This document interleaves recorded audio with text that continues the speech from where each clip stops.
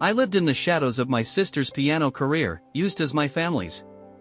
I was merely a shadow in my sister's piano career, treated as my family's personal ATM. They even used my earnings for her secret engagement party. I, at 35 years old, am a senior investment analyst for a prominent firm in Manhattan, yet to my family, I am nothing more than a source of financial support. I've been reluctant to share this story, but recent events have pushed me to seek outside perspectives on a matter that has overshadowed my life for years. Growing up, our entire family revolved around my younger sister, who is now 31. She was a piano prodigy, performing from the age of 4. My earliest memories involve helping my parents prepare for her recitals, ensuring everything was perfect for their little star. While other children were learning to ride bikes or going on playdates, I was mastering the art of ironing performance costumes and organizing sheet music. Make sure your sister has everything she needs for practice, my mother would say, barely glancing up from her phone as she recorded yet another video of my sister's performance. Don't forget to cook dinner, we'll be late tonight because of her master's class. By the time I was 11, I was effectively managing the household. Laundry, cooking, cleaning, it all fell on my shoulders because your sister needs to focus on her music was the constant refrain. I remember the day I won the state mathematics competition in 8th grade. I returned home clutching my award, only to find my mother frantically preparing for my sister's performance. "That's nice, honey," she said distractedly, "but could you please help your sister practice? She needs to perfect this piece for the Carnegie Hall Youth Showcase next month." My trophy ended up in a box in my closet, alongside other forgotten achievements. This pattern continued throughout high school. While my sister traveled for competitions and master classes, I stayed home, maintaining flawless grades. My parents spent thousands on her private lessons, special music camps, and custom performance attire, while I had to fight for basic school supplies. "We need to be practical," my father would say. "Your sister's career development requires all our resources." I wasn't allowed to participate in any after-school activities since someone had to be home to prepare for my sister's evening practice sessions. When I expressed interest in joining the debate team, my mother looked at me as if I had suggested we burn down the house. "How could you be so selfish?" she asked. "Your sister needs a calm, encouraging atmosphere to practice. You understand how crucial this is to her future." Every family gathering turned into a recital. Relatives would gather around the piano, praising my sister's talent while I served refreshments and cleaned up afterward. "Such a helpful girl," they would say patronizingly, before turning back to compliment my sister. I learned to be invisible, moving quietly through our home like a ghost, ensuring everything ran smoothly while drawing no attention to myself. My parents only truly noticed me when something went wrong with my sister's routine. Then, I became visible, but only as a target for blame. If she had a poor performance, it was because I hadn't provided a calm environment for her practice. If she felt tired during a competition, it was because I hadn't prepared her meals properly. During my senior year of high school, I received acceptance letters from several top universities, all offering partial scholarships. When I showed my parents the letters, their reaction was lukewarm at best. "We can't help with any expenses," my father stated firmly at dinner. "Your sister's career development needs all our resources. Besides, you're good with household management, maybe you should consider becoming a housekeeper." That was when our neighbors, the Johnsons, intervened. They had watched me grow up and knew how I helped at their small accounting office after school while waiting for my sister's practices to finish. Mrs. Johnson, who was 55 at the time, had always seen me as a second daughter, taking an interest in my achievements and encouraging my academic pursuits. They offered to help with my education expenses by setting up a work-study program at their firm. My parents didn't complain, they seemed pleased to have me taken care of so they could focus solely on my sister. When I tried to discuss my college plans, my mother cut me off. "We trust the Johnsons to handle it," she said, immediately returning to her phone and organizing my sister's next performances. "Just make sure this doesn't interfere with your responsibilities at home." The Johnsons became my lifeline. Their support extended beyond financial assistance, they showed me what it meant to be valued for my own qualities and achievements. Mrs. Johnson attended my college orientation when my parents couldn't make it due to my sister's summer music festival. Mr. Johnson, who was 57 at the time, educated me on financial management and ignited my interest in investment research. Looking back, I realized the Johnsons saw something my parents didn't, a young woman with potential beyond being someone else's support system. Was unaware of until the bill arrived. The expenses were staggering, and I felt a wave of nausea wash over me as I read through the charges. My sister's therapeutic shopping spree had spiraled out of control, and I was left holding the bag. The statement included designer clothes, spa treatments, and a weekend at a luxury resort, all justified as essential for her emotional recovery. I couldn't believe what I was seeing. When I attempted to discuss setting boundaries, my mother fell into tears, delivering an Oscar-worthy performance about how I was abandoning the family in their time of need. Later that night, my father called, his voice gruff and disapproving, using the same authoritarian tone that had kept me in line throughout my youth. "Your sister needs our help more than ever," he admonished. "How can you be so selfish when she's still trying to find her way? We've raised you better than this." The irony of his words hit me like a physical blow. Had they really raised me, or had I raised myself under the shadow of their obsession with my sister? The reality of my situation began to sink in. I had recently received a significant promotion at my firm, becoming a senior analyst before the age of 30, an accomplishment that would have gone unnoticed if it hadn't come with a substantial income increase. "You're doing so well," my mother said during one of her first calls to me in months, her prideful tone quickly followed by, "Your sister needs help with her medical bills since you're in such a good position now." The request was wrapped in layers of remorse and obligation, delivered with the skillful manipulation that only a mother can perform. At first, I agreed to make a modest monthly donation of $1,000 to help with my sister's therapy and living expenses. It seemed sensible, even necessary, they were family after all, and I was finally able to give back.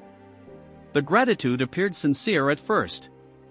My mother called regularly to check on my sister's progress, while my father wrote awkward but emotional thank you emails. However, the requests kept coming, each one larger than the last, accompanied by increasingly convoluted excuses. My sister wanted a new car because public transportation made her anxious after the incident. They needed a family vacation because emotional healing was just as important as physical therapy. Then came the credit cards, just for emergencies, they said, and I was added as an authorized user to their accounts.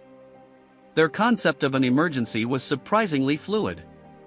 Shopping became retail therapy, costly dinners were deemed necessary for maintaining family bonds during a crisis, and luxury spa retreats were considered essential for recovery. Monthly expenses rose like ivy on a wall, gradually at first, then abruptly overwhelming. $11,000 became $12,000, then $15,000, each increment followed by detailed explanations and emotional manipulation. "After everything we've done for you," became their regular refrain, though I couldn't recall exactly what they had done for me. My friend Rachel, who had been watching the situation with growing concern, finally confronted me during our weekly dinner at her parents' restaurant. "They're not treating you like family," she said, her voice low and serious. "They're treating you like an ATM with legs." I dismissed her concerns at first, making excuses about family commitments and filial duty, but her words lingered in my mind like burrs. The Wilsons, my long-standing mentors, were also worried. Mrs. Wilson took me aside after our monthly lunch meeting, her face wrinkled with concern. "Honey," she began, "this is not support, it is exploitation. We didn't help you advance your career so you could become your family's personal banker." The breaking point came last week when I discovered the extent of their spending. They had spent over $122,000 on my sister's therapeutic shopping spree without informing me. I felt a mix of anger and betrayal. How could they justify this? I had worked hard for my success, and now it felt like it was being siphoned away to support their delusions. When I confronted my mother about the expenses, she broke down, claiming I was abandoning them. My father, in his usual authoritative tone, echoed her sentiments, reminding me of the sacrifices they had made for me. But I couldn't shake the feeling that their sacrifices had always been for my sister, not for me.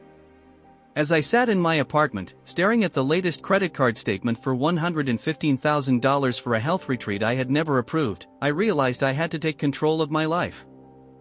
I was tired of being the family's financial crutch, tired of being manipulated into submission. It was time to set boundaries and reclaim my identity, separate from the expectations and demands of my family. I had spent too long in the shadows, and it was time to step into the light. I had spent years feeling like a ghost in my own life, but now I was finally stepping into the light, revealing the reality of my family's exploitation.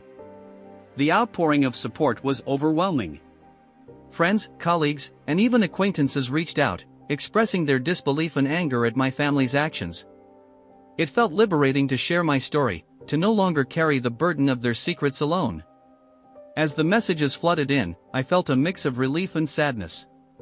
Relief that I had finally taken a stand, but sadness for the family I had hoped to have. My sister's engagement party, which should have been a joyous occasion, had turned into a battleground. I had always wanted to be appreciated for my accomplishments, but now it seemed that my family had crossed a line that could not be uncrossed. The next day, I received a call from Rachel. "You did the right thing," she said, her voice steady and reassuring. "You deserve to be treated with respect, not as a financial resource." Her words resonated with me, and I felt a sense of empowerment I hadn't experienced in years. I had spent too long being the dependable one, the responsible one, the human ATM. It was time to reclaim my identity and prioritize my own well-being. Meanwhile, the fallout from my revelations continued. My parents and sister were scrambling to salvage their image, but the damage was done. Friends who had once praised my sister's talent began to question the integrity of our family. The carefully curated image they had maintained for so long was crumbling, and I couldn't help but feel a sense of satisfaction at their unraveling. However, I also felt a pang of guilt. Was I being too harsh? Was I ruining my sister's happiness? But then I remembered the countless times I had sacrificed my own happiness for the sake of my family's expectations. I had spent years trying to earn their love and approval, only to be met with manipulation and exploitation.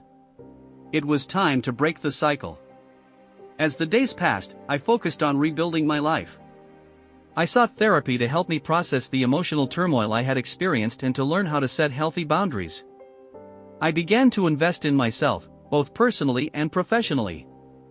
I took on new projects at work, explored new hobbies, and reconnected with friends I had neglected over the years. The Wilsons continued to be a source of support, encouraging me to pursue my passions and reminding me of my worth. They had always believed in me, and their unwavering faith helped me regain my confidence. I started to see myself as more than just a support system. I was a capable, talented individual with my own dreams and aspirations.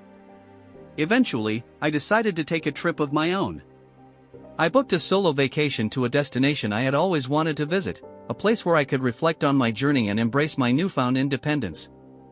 As I stood on the beach, watching the waves crash against the shore, I felt a sense of freedom wash over me. I was no longer bound by my family's expectations or their financial demands. I was free to chart my own course. In the weeks that followed, I continued to distance myself from my family. I set firm boundaries regarding financial support and made it clear that I would no longer be their ATM. It was a difficult conversation, but one that was necessary for my own well-being. I realized that I had to prioritize myself, even if it meant disappointing them. As I moved forward, I found solace in the knowledge that I was no longer alone. I had friends who supported me, mentors who believed in me, and a growing sense of self-worth that I had long neglected. I was learning to appreciate my own accomplishments and to celebrate my successes without feeling guilty or ashamed. The journey was far from easy, but I was determined to reclaim my life. I had spent too long living in the shadows, and it was time to step into the light. I was ready to embrace my identity as a successful professional, a loyal friend, and a woman who deserved to be treated with respect and dignity. As I reflected on my past, I realized that I had the power to shape my future. I was no longer defined by my family's expectations or their financial needs. I was free to pursue my dreams and to create a life that was truly my own. And for the first time in a long time, I felt hopeful about what lay ahead. Engagement party were mere miscommunications. It was infuriating to read their attempts to downplay the severity of their actions, as if a few family dinners could erase the years of manipulation and exploitation I had endured. The audacity of their request for family therapy, without any acknowledgement of the harm they had caused, was almost laughable. I felt a mix of anger and amusement as I read their letter. They were still trying to control the narrative, attempting to paint themselves as the victims in this situation. It was clear they had not grasped the reality of their actions or the impact they had on my life. I crumpled the letter and tossed it into the trash, feeling a sense of finality wash over me. I was done with their games. As I sat in Rachel's guest room, I reflected on how far I had come. The support I received from my friends and the Wilsons had been invaluable. They reminded me that true family does not treat you like an ATM, and I was beginning to internalize that lesson.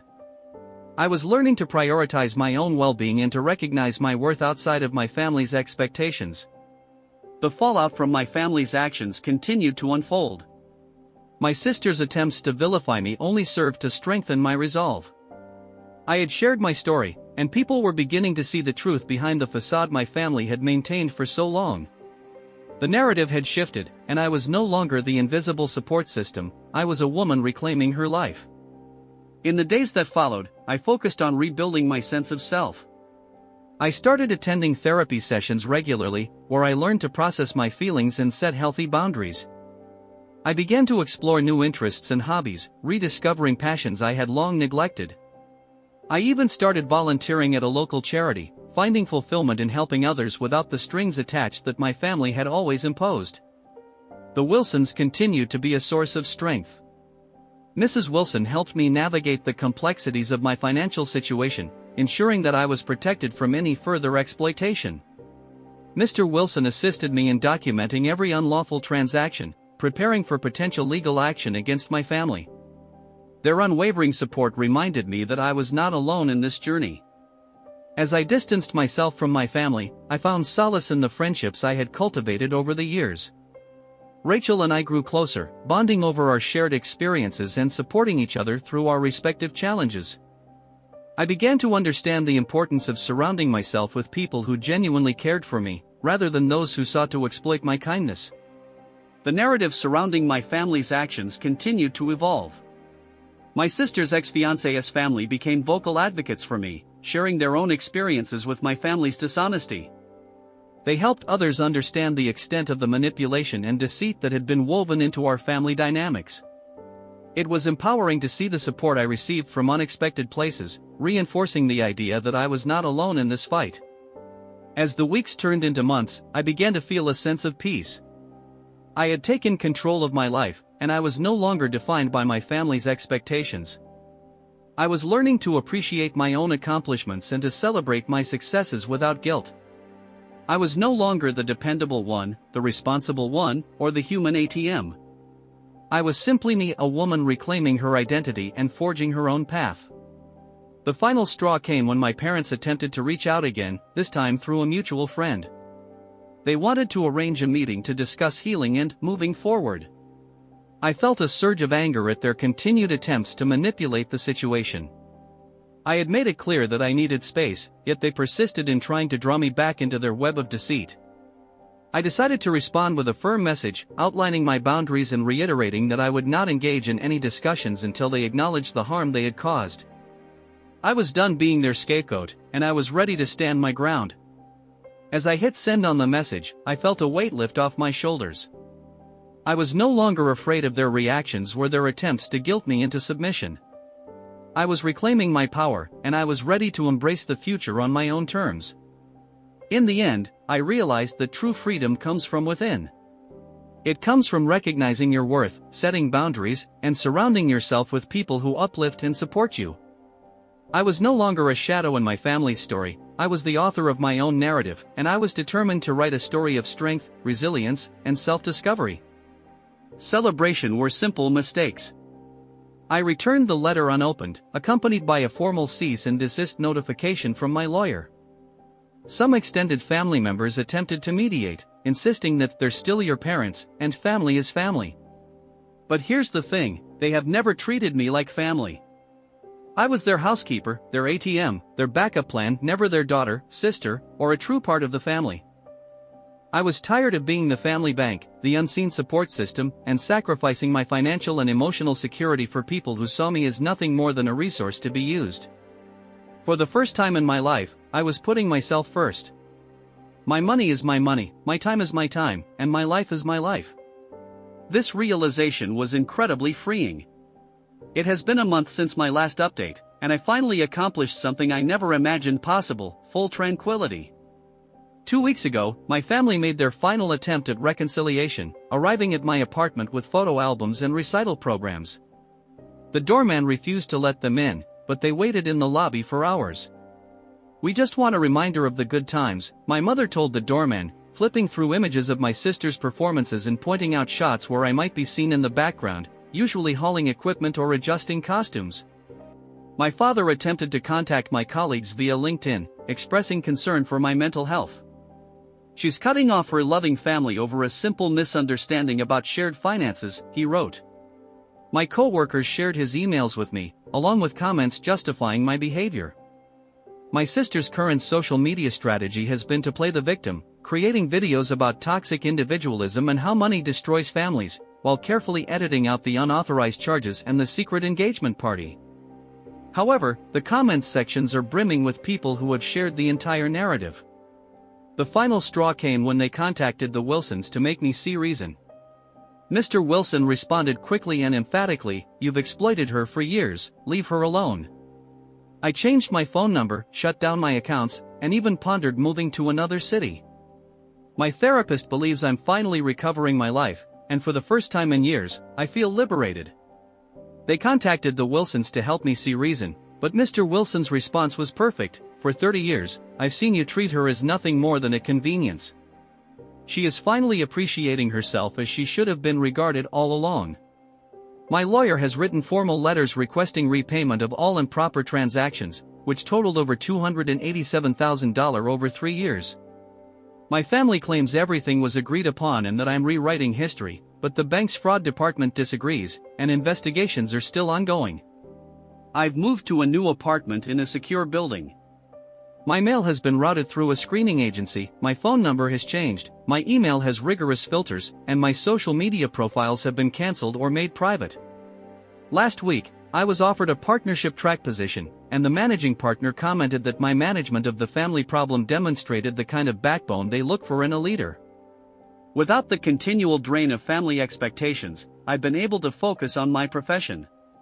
Rachel's parents have informally adopted me. I have standing Sunday dinner invitations, and her mother keeps accidentally cooking too much food. They urge me to attend their annual Cape Cod vacation.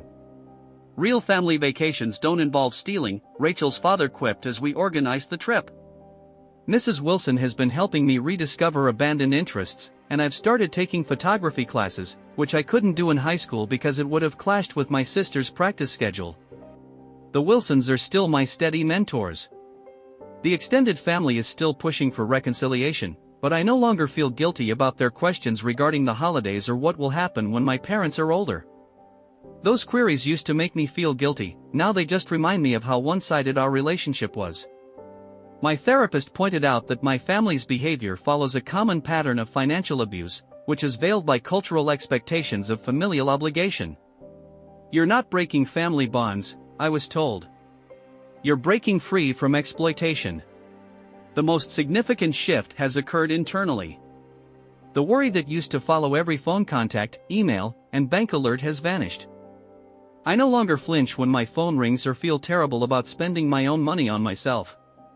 Last weekend, I bought an abstract painting that spoke to me, and as I hung it, I realized it was the first time I had bought something solely for myself rather than for someone else. My sister's most recent post accuses me of being callous for abandoning family. Nevertheless, I have not abandoned family, rather, I have discovered my true family. It's Rachel's parents asking about my day, and they mean it. It's the Wilsons honoring my accomplishments without expecting anything in return. My co-workers are the ones who never hesitate to defend me.